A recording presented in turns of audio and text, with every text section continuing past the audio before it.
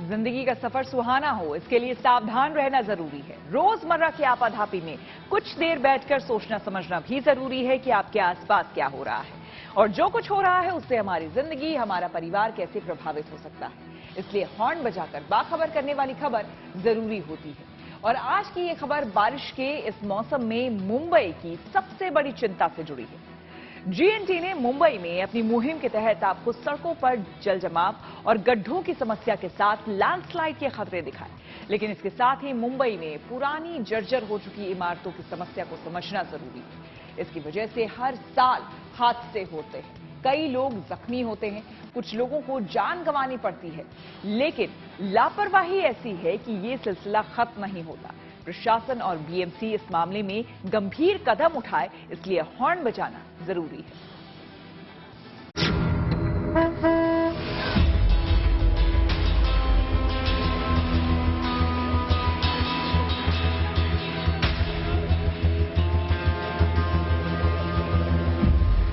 अभी तक जो मजबूती के साथ खड़ा था वो मकान तेज लहरों का प्रहार न झेल सका। एक पल में पानी के साथ यूं बह गया जैसे कागज का बना था। पानी में भरभरा कर गिरते मकानों की ये तस्वीरें डराने वाली है। ये डरावना मंजर देश के ऐसे इलाकों का है जहां नदियां उफान पर हैं।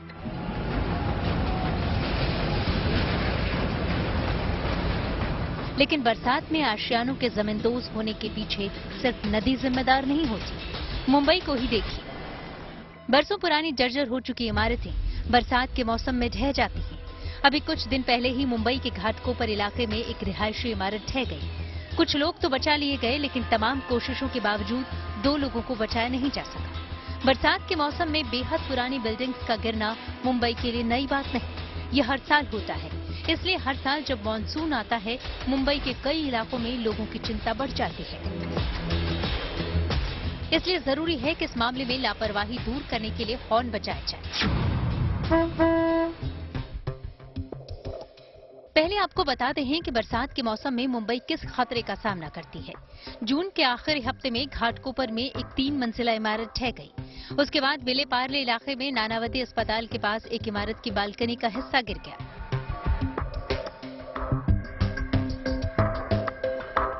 मुंबई में कई इलाके हैं जहां पुरानी इमारतें हैं। उनमें से कई इस हद तक जर्जर हो चुकी हैं कि बारिश के दिनों में ढह जाती हैं।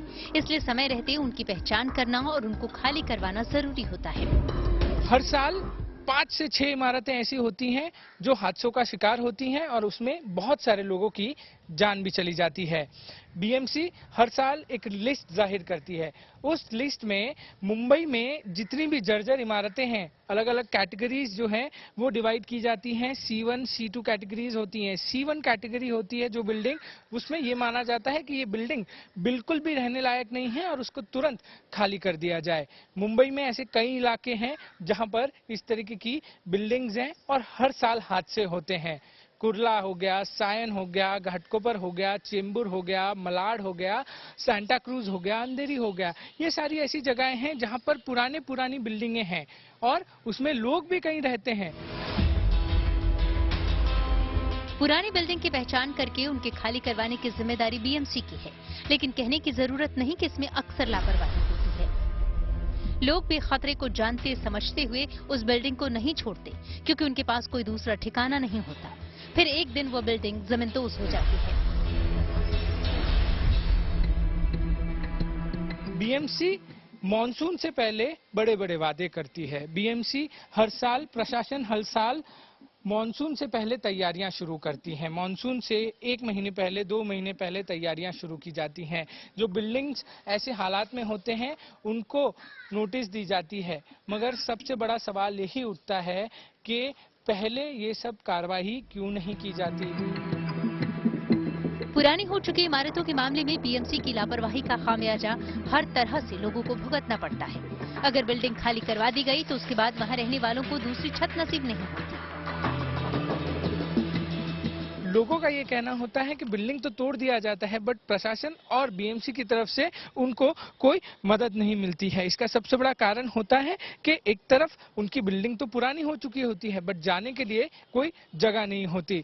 बीएमसी और बिल्डर के पेच में आम इंसान जो है वो फंसा हुआ रह जाता है। ऐसा ही कुछ हाल मुंबई के सैंड इलाके में स्थित पंजाबी कॉलोनी में रहने वाले लोगों का हुआ। घर पुराना था, लिहाजा बीएमसी ने तोड़ दिया, लेकिन वहां रहने वालों को किराए के घरों में जाना पड़ा। लंबा वक्त गुजर गया, लेकिन शिकायत है कि बिल्डर और बीएमसी के चक्कर में बिल्डिंग फिर बन नहीं पा रही।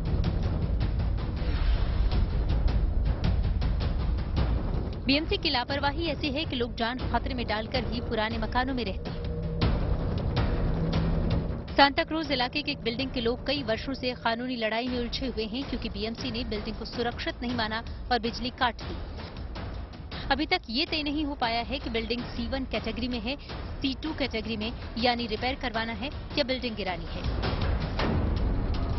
हम लोग तो एक ही रिक्वेस्ट है, हम लोग खाली रिपेयर करने दो ये बिल्डिंग, क्यों हमारा को ओनर ने, हम लोग सब रास्ते पे गिरे, आधा मोस्ट ऑफ 90% सीनियर सिटीजन है, आधा काम पे नहीं, कुछ नहीं है, तो हम लोग क्या करें, किधर जाएंगे। बीएमसी इस तरह से बोलते हैं कि ये वो हमारा काम नहीं है, हमारा को सिर्फ खाली बताया गया है कि आपकी बिल्डिंग को जो है तोड़ना है या आपको ये जो बेघर करना है, ये बस ये बताया गया है। वो आपको जो करना है वो आप समझ के लो, आप अपने लैंडलॉर्ड से करो, आपको जो करना है आपके वो कोर्ट से लैंड। हमारा गवर्नमेंट से यही सवाल है भाई, जब आप एक अनएथोराइज जमीन को जगह घर दे सकते हो, तो ये जो एथोराइज घर है इनके लिए, हमारे हक के लिए आप कुछ क्यों नहीं कर रहे। ये लोग अपने घर के लिए कानूनी जंग लड़ रहे हैं, लेकिन कई लोग ऐसे हैं जो ऐसे चक्कर से बचने के लिए जान दांव पर लगाकर पुरानी इमारत में रह रहे हैं। लेकिन एक बात साफ है कि जब तक बीएमसी जर्जर इमारतों को लेकर सख्त और पारदर्शी प्रक्रिया नहीं अपनाता है, तब तक ऐसे हादसे होते रहेंगे। इसलिए जरूरी है कि इसे लेकर हॉर्न बजाया जाए।